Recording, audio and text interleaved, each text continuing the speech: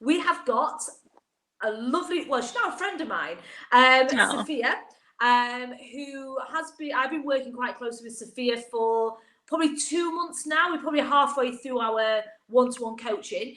And I wanted to bring Sophia on board because I wanted her to kind of share her story, because it's quite inspirational in where she's come from, what she's achieved, her pinnacle moments. And I just feel it was a good time for you guys in the community to actually hear from somebody that, you know, that we work together.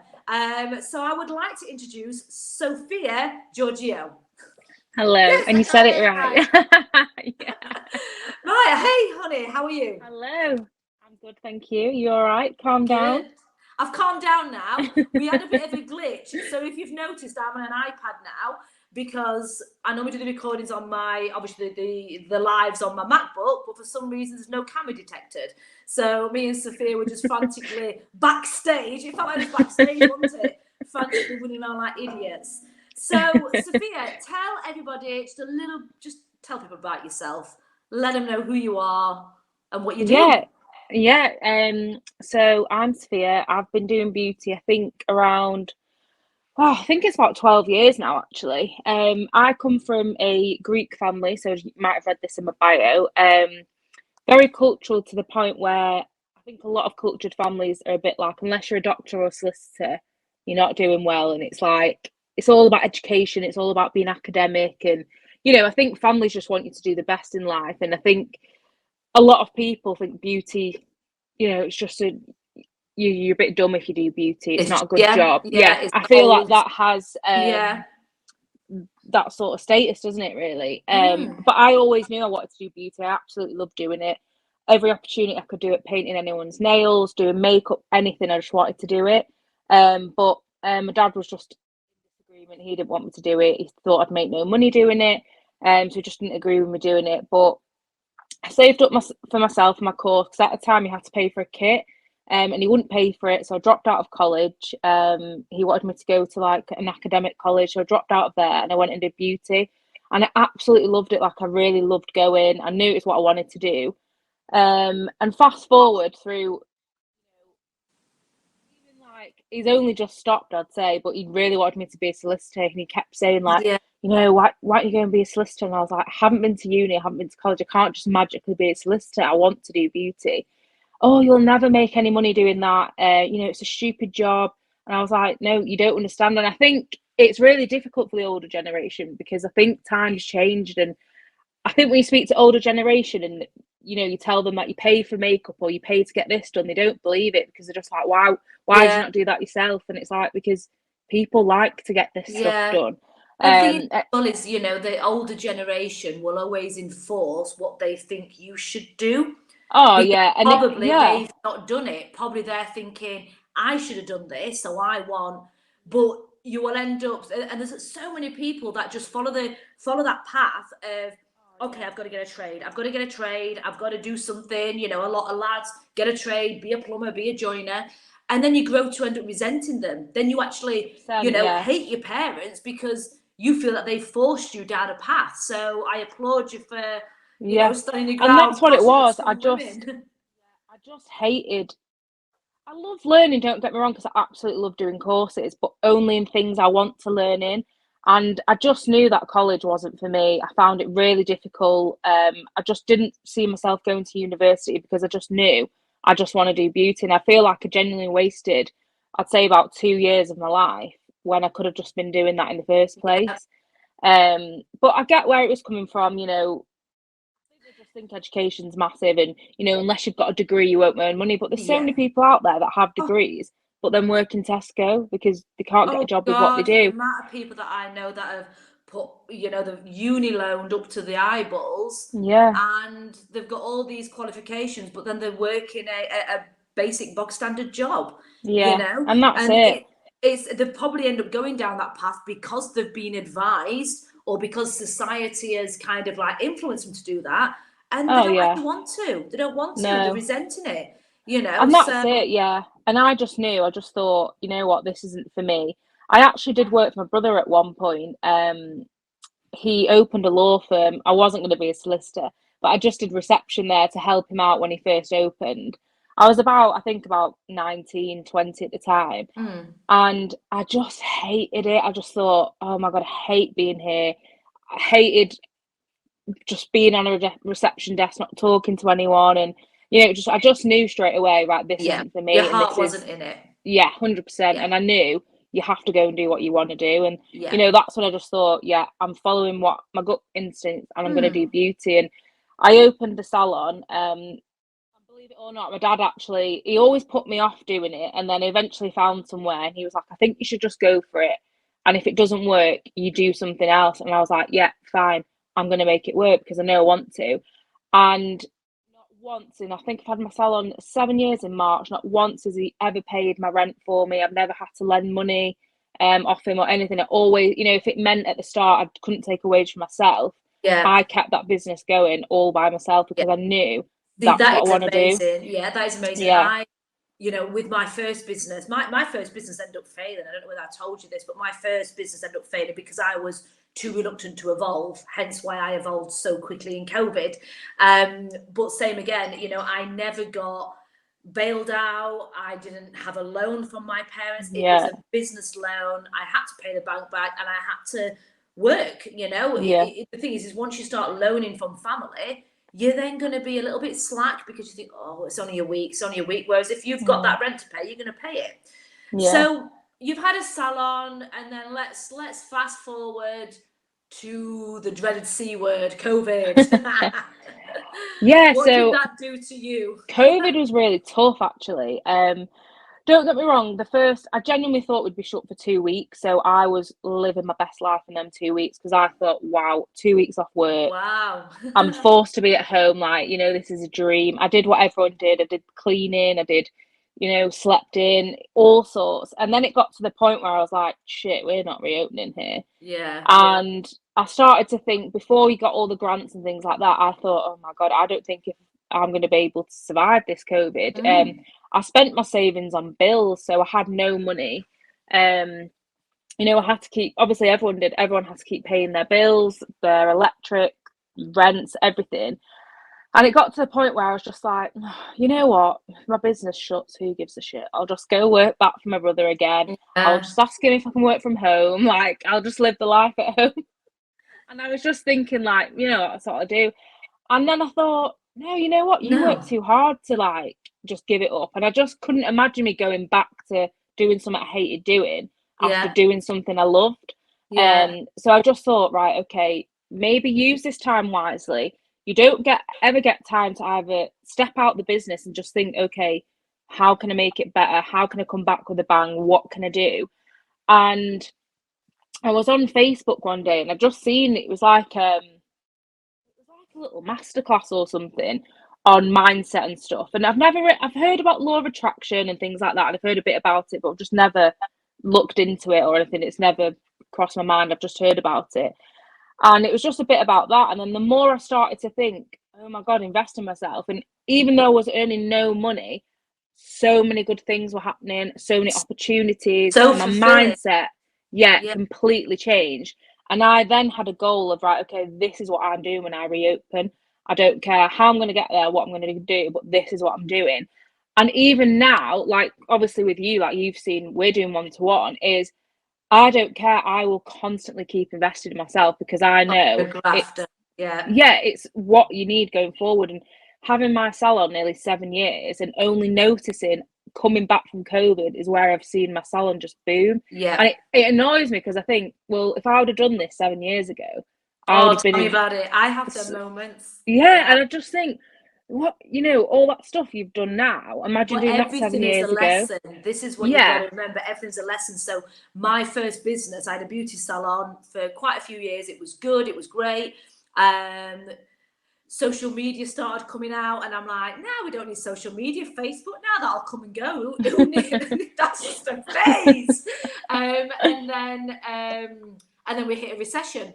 And I closed my business and I blamed the recession. And I blamed the recession for 3, 4, 5 years after. I was like, no, my business failed because of recession. And then it just dawned on me. I'm like, no, you dick. It didn't. It failed because of you. because I was too reluctant to evolve. I was too reluctant to invest in myself. I was too reluctant to actually think, you know what, there's a bigger world out there than just passing trade. Who relies on passing trade now? That's all I relied on. Yeah, and I also think, like, for me, I don't think twice now about how much it cost investing in myself. Whereas before, if you would have come to me and said, you know, 3-4 years ago, do you want to do this? It's going to be X amount of money. I would have been like, oh God, no, I'm not spending money on that. Yeah. I can spend it on doing, like, you know, whatever. Whereas now I don't actually think twice about how much something costs, because I know where it's going to get me and what it's going to do. And the first course that I did investing in lockdown, I think it was like £500, and it was a social media course. And I used savings to do that, actually, because I did like a free live masterclass, and I learnt loads. And I thought, I built all these followings and I built all this hype about reopening, all in lockdown, whilst I had earned no money and couldn't see anyone. Yeah. But I was constantly on Instagram all the time because I learned to show up. Yeah, and I was always there, and people were like, oh God, you know, what are you launching? What are you doing? And I had all these ideas, all because I had the time to sit at home, and then I was investing. And then from that first course, I was like, I'm just going to keep investing money in myself. And because it doesn't only help with your business, it also helps with you. And I feel like when I had the salon, it was like a job. It's a job anyway, but I mean a job in the sense of I'd go to work and I'd come home and you'd do it and you'd come home. Yeah. Whereas and I wouldn't know. You allocate time for business development, right? So part of your day-to-day work is, you know what, I've got treatments for 6 hours that day, but these 2 hours, I'm going to work on, you know, development, subscriptions. Obviously, we're working on putting in, you know, things in place into your business to level up, you know.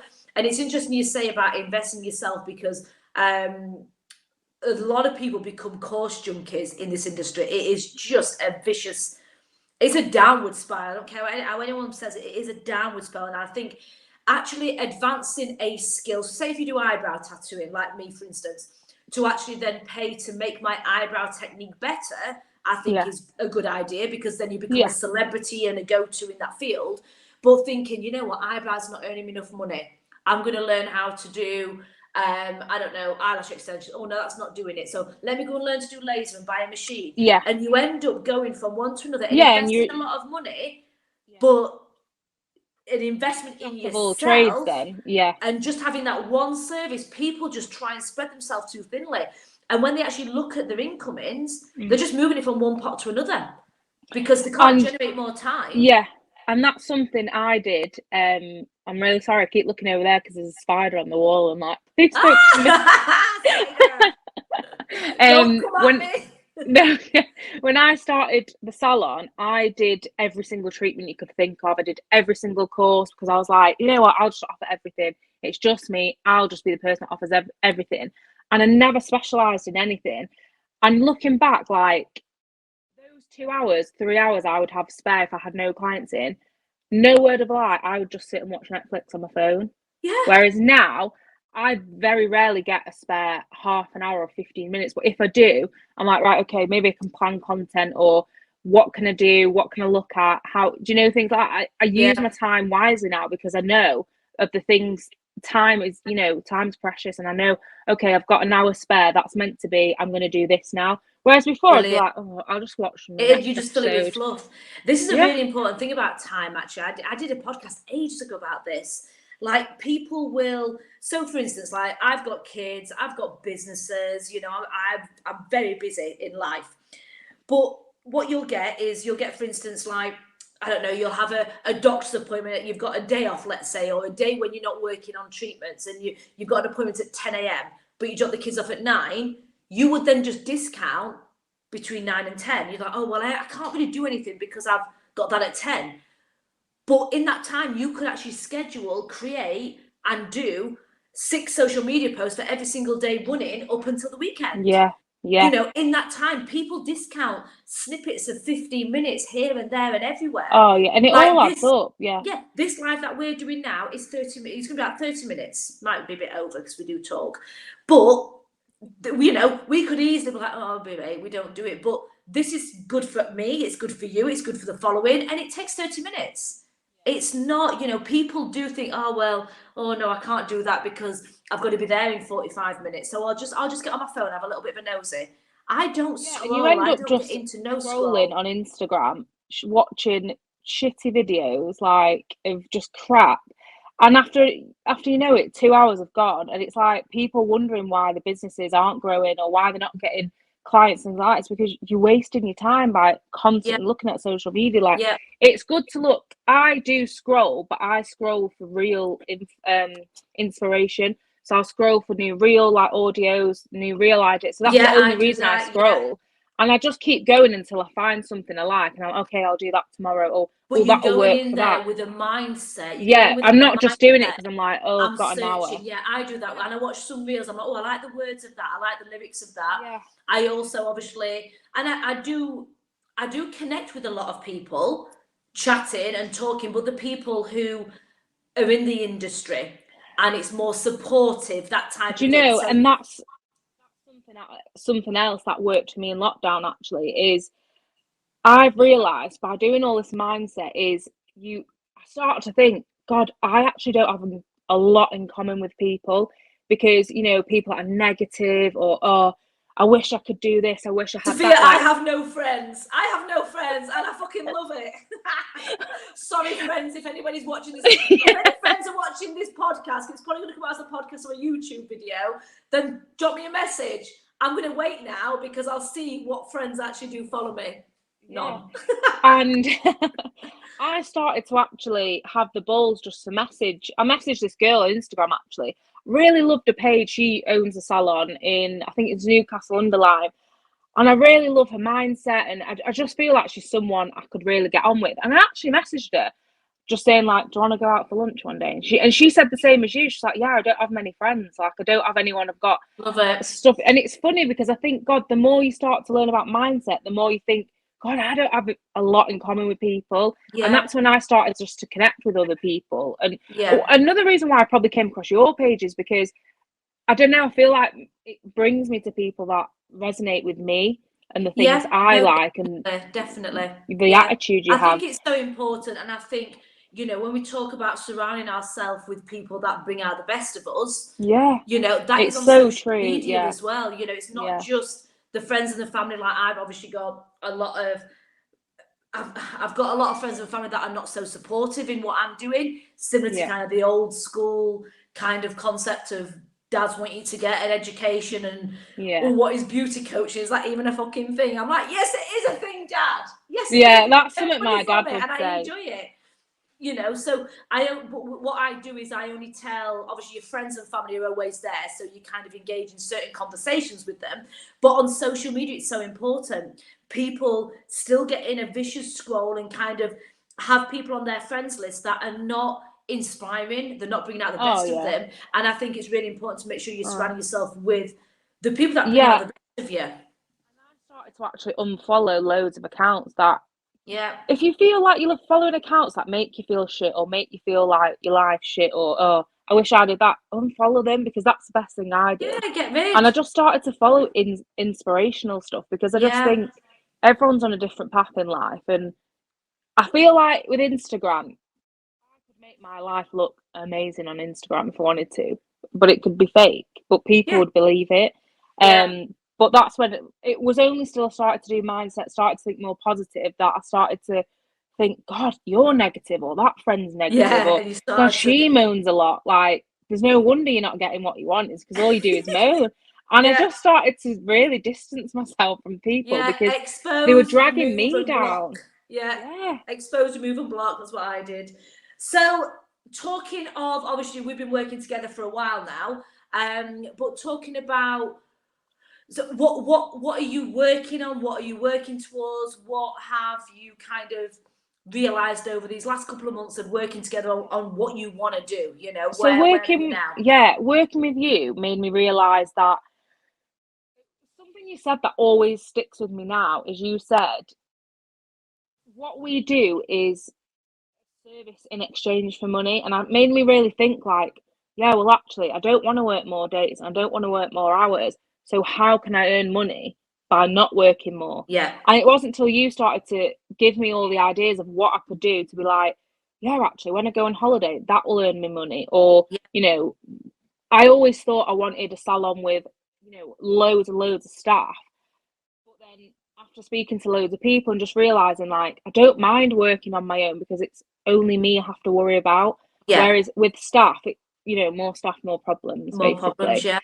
And I just kept saying to myself, I don't want to keep having to do all these new courses, just like you said as well, is looking like, oh, everyone's doing that, maybe I'll do that and make money from there. And it's always temporary money because it's not something that will keep you going, because then there's a new course that will come out and then you'll be like, oh, actually, I'll do that now. Then you've got to put in more time to deliver the more course. time, more investment, and then it's just like you said, it's moving money from one pot to the other. Yeah. So it made me kind of think a bit smarter and think, okay, well, right, well, what can we do? And that's when we started to think about subscriptions and things like that. So it's kind of really shifted my goals, actually. When I think about where I wanted to go, since working with you, I've shifted my goals in the sense of, yeah, actually, I could make what I earn now online, or I could do it by subscriptions, or I can do it where I could drop my days and I can have another day working on, you know, the business, developing at home or whatever. Your courses, because you're well known for your eyelashes. Yeah, and this is the thing, you know, and it's not your fault. All these people out there that are in the industry, me as well, you know, I only had this epiphany, you know, 3 years ago, and obviously ended up realizing that, you know what, I've earned more money in lockdown and not touched a face by doing virtual treatments and having it was absolutely crazy. That was the one day for me that completely changed things, where I went live for 1 hour. I sold 50 kits at £30 each, and I'm sat there for 1 hour earning £50 times 30, or £30 times 50. And I'm like, oh, it looks like 1,500 quid, I think. Yeah. Obviously, it's I had crazy. the cost of the product. Yeah. You know, but obviously we have a markup on that. And I'm like, have I just done that? Whereas the client would come in, I'd have to drive to work, do the client, and I'm like, no, this has got to change. But that is what we're trained to do. And it's really interesting because I had a meeting today with the Doncaster Council about creating a course which actually can run alongside colleges. So basically, having something where you can teach these people that are in college, they learn the craft. You learn the craft and you learn the skill, but you also have knowledge with that as well. So with skin, you learn about skin, but you're taught for time for money. You're taught time for money, that's it. Yeah. So you're and then you know in the rat what? race of time for money. Yeah. And it wasn't until I started to think, I actually used to get really jealous of clients that would be like, yeah, you know, if you have a baby, I've got a year off. And I would say to my boyfriend, like, I don't even think I could have 4 weeks off. It would be 2 weeks, and I'd be off. 3 months and I'd be back in work. And I did start to think, like, obviously I'm not pregnant, we're not trying or anything like that, but I started to say, like, you know, we're gonna have to save a shitload of money. We're gonna have to think about nursing, and it made me feel shit because I thought, why do I have to miss out on that opportunity of having my baby grow up, you know, alongside me, in the sense of watching them do the first steps and things like that, because I have a business. And it's always because, well, I thought, right, well, clients will just leave, or how am I going to make money? I can't they'll just go somewhere else. And it was always in my head. Whereas now I think, no, because I'll make that money, because working with you and knowing what's possible, I know, right, well, even if I make half of what I earn now, I'm still earning, and I can still be off. Whereas before I'd think, oh, well, I wouldn't get paid, clients wouldn't stay, they wouldn't wait for 3 or 4 months, they'd go somewhere else. And that's and you know, it put me off, like, we're not ready for kids yet anyway, but it put me off because I was always scared of, God, what if I do get pregnant? What am I going to do about work? I can't have it. And I'd panic because I think, what am I actually going to do about it? And I feel like it's not just me that thinks that. It's everyone in this industry, because who pays us to be off?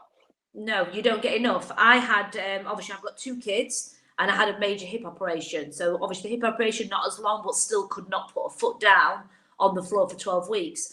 So when I look back at my accounts, when I had my children, I had my hip operation, I've got my accounts here, dropped. Then it took me a good 6 months to get up, and then it dropped. Up and dropped. I was like, and obviously COVID, it proves that the system is broken. It proves that what we are taught in college, works for the craft but doesn't work for a business. Yeah. It doesn't work for a business. It doesn't create a scalable business. It doesn't create something that it can create anything that's evergreen. It doesn't create anything where you can go on holiday and know that you're going to get bills paid. You know, because Well, this is every the thing, single isn't action it? we take, we're Yeah. like, shit, let's get the clients in quickly, so I'm going on holiday next week. Like, Yeah. I know now that I can do coaching sat by the beach if I want to, because I've got my Yeah. iPad. So I've now created a spaceless aspect for the business, and I know I'm coaching, but people can do that in beauty. That's easy done. And I've also created loads of subscriptions. So if I have a really quiet month, then I've still got my month. I've still got my payment coming in on the fit. Like I actually got paid. I've had a really quiet week. Today, I had all my subscriptions went through today. I'm like rolling it in today, but I've not. I've had a quiet week. You know? And I think that's it as well, isn't it? Because I don't take a day off unless I'm on holiday. I physically don't feel comfortable having a day off, knowing I'm just sat at home, because I think, well, I'm not earning any money. I should be in work. And I'm going to Thailand for 3 weeks for my 30th birthday on Boxing Day. And I still feel guilty now that I'm having that long off work. And I keep thinking, no, it's your birthday. It's like, you've never done this before.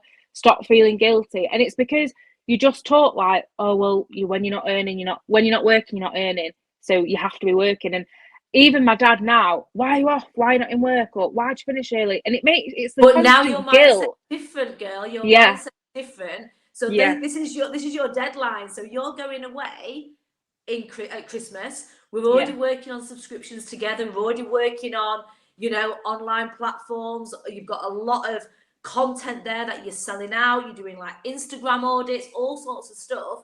That's your deadline, to make sure that by the time you get on that plane, you know that you're going to have a little bit of money popping into your bank account while you're on holiday. So that is your goal now. Yeah. And that's it. And that, so then people that are watching, you heard it here. That's her goal. And I think before working with you, I wouldn't have ever thought to do something like that. I wouldn't know how it works, what to do. Did people even do anything like this? And and I feel like that's why it's so important to, if you see someone or you want to work with someone, just do it, because you learn so much. And it's not, I've done so many courses, not treatment wise, but self-development, business development, because you learn something different off each person. And that's how you do scale your business, because in college and on the courses you don't learn how to run a business. You just learn how to do a treatment. No, like, you don't. Like I say, when I first started the business in the salon, I didn't know how much I made per week, because I didn't write it down. I was just like, I probably came out with this much, and I thought I was rolling in it, because I didn't know how to work out my expenses or anything like that. No. You probably just looked at the market around you, right? Okay, what do they charge? What do they charge? Yeah, that's exactly what I did. All right, I'll go £1 cheaper than them, because then they'll come to me. And it's like, I don't really know what the fuck I'm doing, but I'll just shove it there. It is. Oh, Emma, thank you. Lush Live ladies, she said. Thank you very much. Oh, thank you. But do you think also, this is also something I was thinking about, do you think people that, because obviously like social media is a little bit of smoke and mirrors with a lot of people, do you think people that are in the industry, like us, I know I do the coaching, but I still do treatments as well, do you think people are a little bit either embarrassed or ashamed to actually say, you know what, I need help with my business? Do you think they assume that they should know, or people will think poor of them? Because there's so many people that don't reach out. But then, it popped into my head. I met somebody on a night out. I know of her anyway from Doncaster. She's in the beauty industry. She was a little bit tipsy, and she opened up. And I've sent her all my podcast information. Join this 5-day free accelerator, 60 days free into the coaching plan. I've sent her everything. Not once even give me a like or an emoji on it. Whereas when she had a couple of drinks, she was like, you know what, I'm sick of time for money exchange. I'm sick of this. And I'm like, why haven't you reached out? Do you think people are scared of reaching out? Yeah, and I feel like if she's from your area, it's that little bit of embarrassment of not wanting to admit, she's not doing as well as what she probably makes out she is on social media. And I think that's the problem with social media is, and why I try to say to people is, don't take everything so literal, because, you can make your life look amazing. I could make my salon, the salon is busy, but if I was a newcomer, I could make my salon sound like it's the place to be. It's amazing. We're busy with this, with that. And you don't know. I could just be sat there for 3 hours on my own doing nothing. But on Instagram, it doesn't look that way. Yeah. And I think sometimes people are looking at all these salons, because it's something I did, to be honest. I would look at salons and I'd be like, oh God, their salons are all pink and it's all this and they're doing that and they're always busy. And I'd constantly compare myself, and it would stop me looking at my business, and my business would go down because I'd be always looking at someone else's, being like, trying to keep up with the Joneses, trying to keep up with them, and not actually thinking, right, well, what's your ideal client? Why do people come to you? And I feel like I let that go because I was constantly comparing myself as to, you know, why are they doing that, or they've got this, they must be earning this much. And it's only now that I've stopped doing that, and I genuinely don't look at competitors, I don't look at the salons, and I don't care, I wish them all the best, is because I know if a salon opened next door to me, I wouldn't be bothered, because I know what I need to do and to keep my clients, and I know how to gain clients, and I know what my niche is, and I don't care about other people. It doesn't matter. And I think that's what it is when people don't want to reach out because they think, oh, well, you know, that person's only 19 and they look like they're smashing it. And I think that's the problem, is we're constantly comparing ourselves. Whereas, you know, it took me COVID to not earn any money at all, have the time to actually think, shit, you might focus lose on you. Focus on you. And that's what are you going to do? Yeah, you've got to. I don't look at competitors in the coaching sector at all. I do follow a lot of people in the permanent makeup and skin aesthetics because I'm actually really intrigued, and they are potential, you know, clients for me as well. So I do connect quite a lot. But if you are passionate about what you do and you've got your niche and you've got your idea, you know, you just go for it. It shouldn't matter what everyone else is doing, you know, because if you start kind of going off course, and I did this, I started going off course with my coaching journey and did a life coach course. And even though it's complemented what I do, it made me too generic and too broad. And then before I know it, I'm like, do I actually want to coach people that have gone through divorce and shit? I was like, nah, get back to beauty, I'm not doing that. But I kind of just like started following this path. I was like, whoa, pull it back. Yeah. So we are, even if we're quite strong, passionate, determined people, you can still get influenced.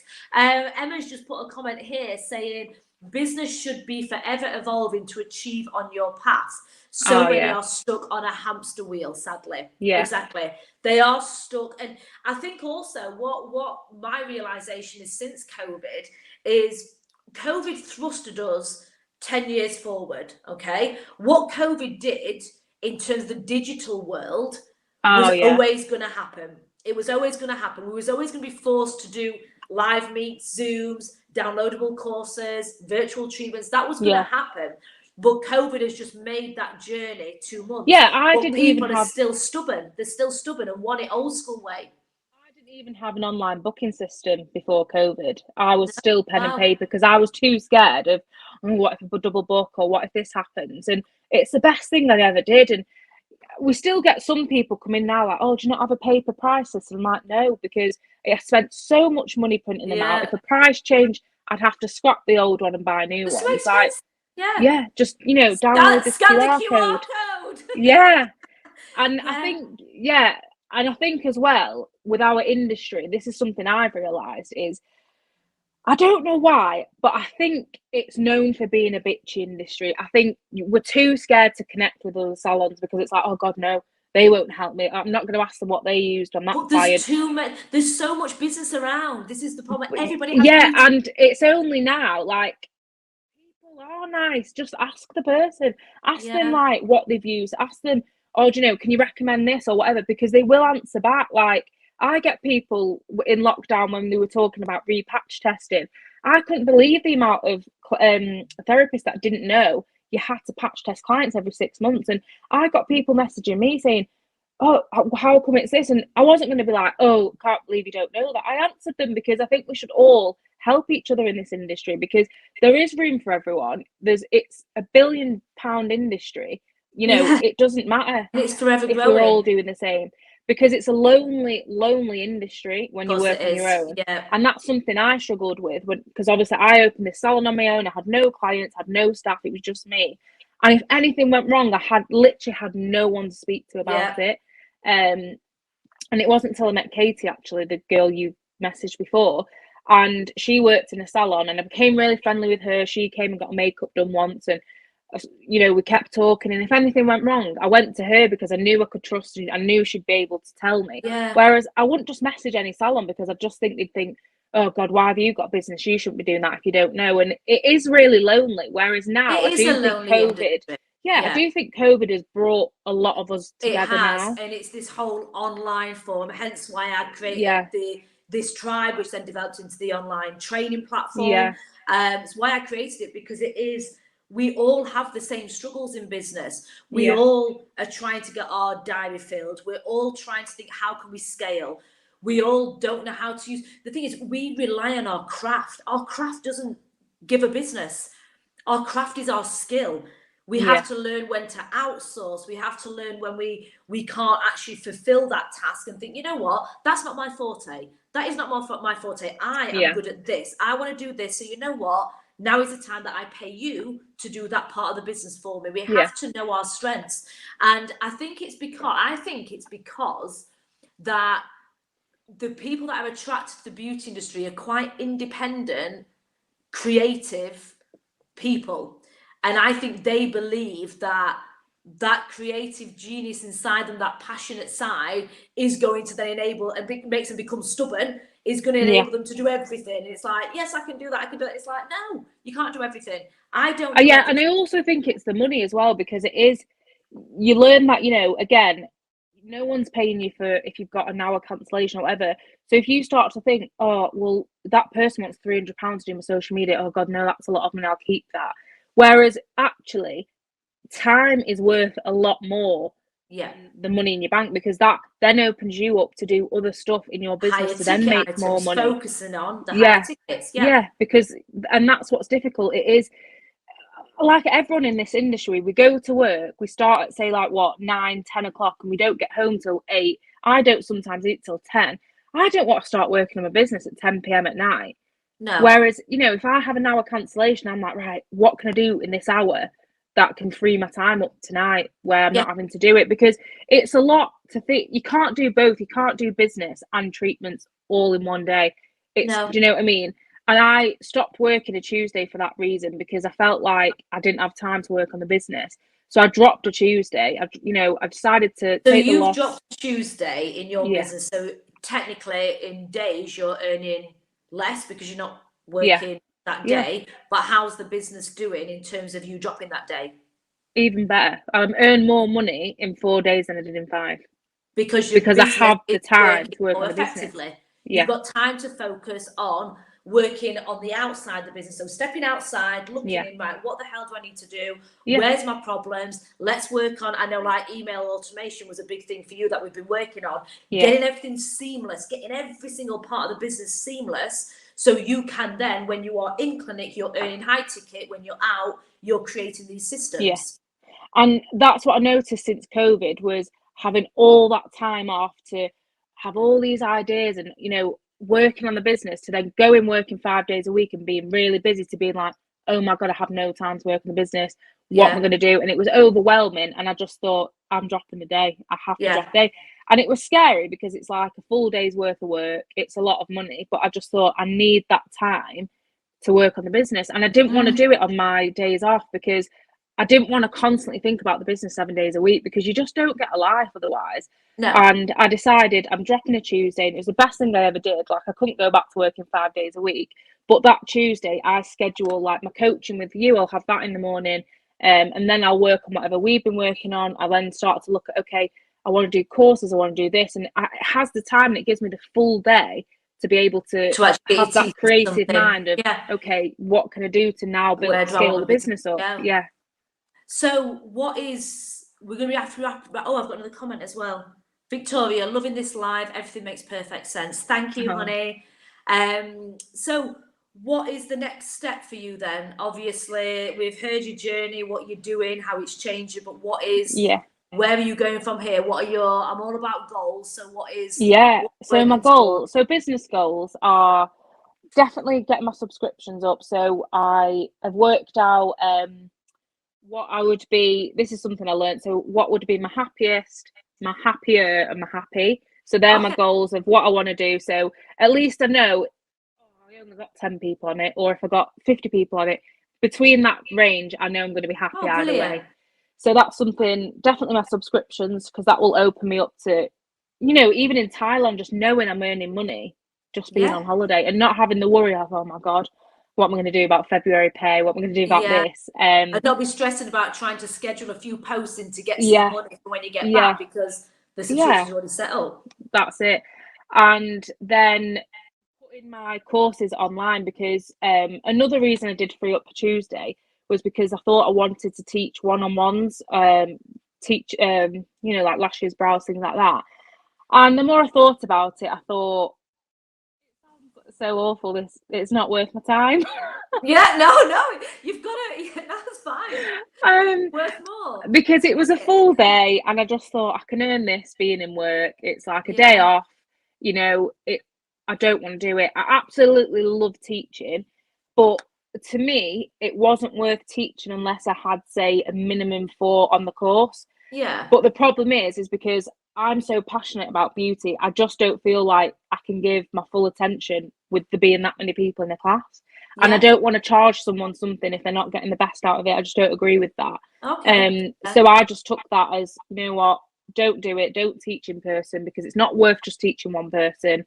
But I didn't want to teach, you know, I see some salons do like courses of 8 people in it. I just think like something so needs a lot of effort and time, like lashes, you just can't do it with a class of 8. I remember when I did it and there was about 15 of us, and mm, it took the teacher about an hour just to get around every just person. to show you that And one I line. don't, you don't know what you're doing, and you're waiting for them and you're waiting for them. And I just thought, that's not how I want to teach. That's not what I'm about.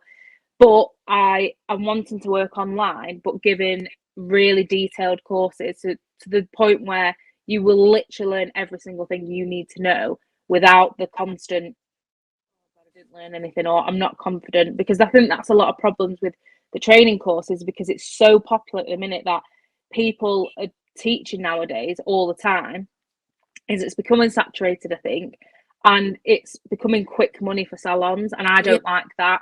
And I feel like I can tell by people, I'm on so many groups and people are like, right, just done this course, what lashes should I use? And it's like, I don't understand why you weren't why you taught. don't know. Yeah, Yeah, what were you taught with? yeah. And that's not what I want to do. I want to build like a really detailed course where, you know, you'll literally learn every single thing you need to know, from starting the business to doing the actual So the treatment. actual whole business, the Yeah, learnings and the whole business. yeah, because that's another thing you don't learn on courses. You don't actually learn, like me and you both know, you don't learn how to gain clients. You don't learn how to Yeah, start, what to do. And that's another thing, as I see, like, you might have heard me speak about one of my friends. She invested, I think, like 2.5 grand to do a lip filler course, and she hasn't done a single person, hadn't done a single paying client, because she blames it on the fact that too many people do it and people go to other people. And I'm like, no, it's because you haven't worked consistently on your business and you don't you know how to haven't. get clients and you weren't taught how to do it. That's the thing, and that is, I think, with all form of training, straight from college, training in PMU, skin, whatever it is, you're taught the craft, but you're not taught how to Yeah, actually get seen, implement it, streamline the business, get your message out there, find your niche, use yeah. your And advertising. that's the problem. She wasn't You taught don't do all of any of that. that. And then Mm. it was, oh, well, it's because I don't do Botox. That's why people don't come to me. And it was always an excuse, rather than being like, do you know what? I need to invest in myself. I need to actually invest in how I need to do this. And, you know, because it's a lot of money to invest 2.5 grand to do something you're never going to do again. Yeah, But but I feel everyone like does there's two it. sorts of people, isn't there? There's people that Yeah. know to spend money and invest in because they know it's going to pay back. And there's people that just won't do it because they can't see beyond spending that money. Mm. Definitely. Well, Yeah. very exciting. I'm really excited. It's really nice that we're working on a one-to-one because I'm kind of going on this journey with Sophia as Yeah. well. So, you know, but I want to say though, Sophia, it is a pleasure to work with you because you are you're like fucking on it big time. So like Oh, we have a thank you. meeting, we talk about what needs to be done, and then 2 weeks later she's like, yeah, I've done it and done more. She's absolutely amazing. But I think having that accountability is a really big thing as well. You know, people maybe shy away from coaching, maybe they don't think that it's worth the money to invest, but to actually have the accountability of knowing that, shit, I've got to get this done, because if Essjay sees me next week and I've not done what I said I was going to do, then, you know. Yeah, it's a bit like having a PT, isn't it? Like, of course it is, you know, if you're going to eat shit and you're getting weighed on Monday, you're going to be petrified of going, because you know you would put weight on. And it's a bit similar with you. It's like, shit, she's going to ask me if I've done that, I need to do it. But yeah, I'm very impulsive anyway. I feel like as soon as I get something in my head, I'll go and do it. You're on it. But the problem I have is then like 10 other ideas come in my head. Like, you know, I'm like, Essjay, I'm doing this now. And you're like, whoa, calm down. No, I think we've said that on one meeting. I'm like, calm down, like, stop. Let's go back to this one. No, definitely. I think we've got another question. Agreed, and it's your responsibility as a trainer to set your students up to truly fly.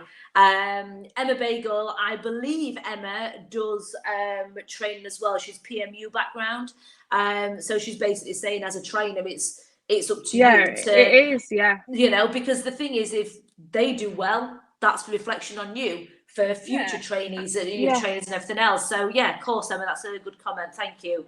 As well, for me, it's I feel like the industry's going down a bit, in the sense of the professionalism is going down. Not people are just not professional anymore, and I feel like that really riles me up. Do you know why? Because they're chasing quick wins. It's like a race to the bottom as well. You know, it's an absolute race to the bottom. People are training permanent makeup, they're good at it, or they're doing the Botox and the fillers, they're good at it. And then they're like, how can I get seen? I'm not getting enough clients, let me race to the bottom. And then they'll deduct the price. Yeah, and it's really frustrating for someone, you know, not just like me, but I've spent thousands of pounds on coaching, on investments, on, you know, courses, everything, to be the best at what I can be. And it really annoys me. And it is something to work on, is seeing other people that have just qualified and then teaching. And like, but why are people choosing to go to them? But it's because they're cheap. But then it comes down to knowing your ideal client and knowing that, okay, that's not the student I want anyway. But I feel like that's what it is people are choosing cheap now. And it's really annoying when people like myself and you are so passionate and knowing, you know, all do things by the book. And then you're getting people that are just turning up and doing like half a day course and then teaching themselves. But they'll fizzle out. And that's something I definitely want to work on, is some, you know, creating a community that is bringing that professionalism back, I think. And, you know. Well, I knew this would go on longer than half an hour, because I knew it would. I talk a lot, you do as well. But I want to thank everybody that has commented. Thank you for watching. If you've got any friends that feel that they would benefit from being in this group, then please share the Unstoppable Tribe to them. Obviously, I have to allow access. So people that you already know, don't just invite any Tom, Dick and Harry. And so Sophia, it has been a pleasure chatting with you, and thank you for sharing your story. Thanks for having me. I know, it's been awesome.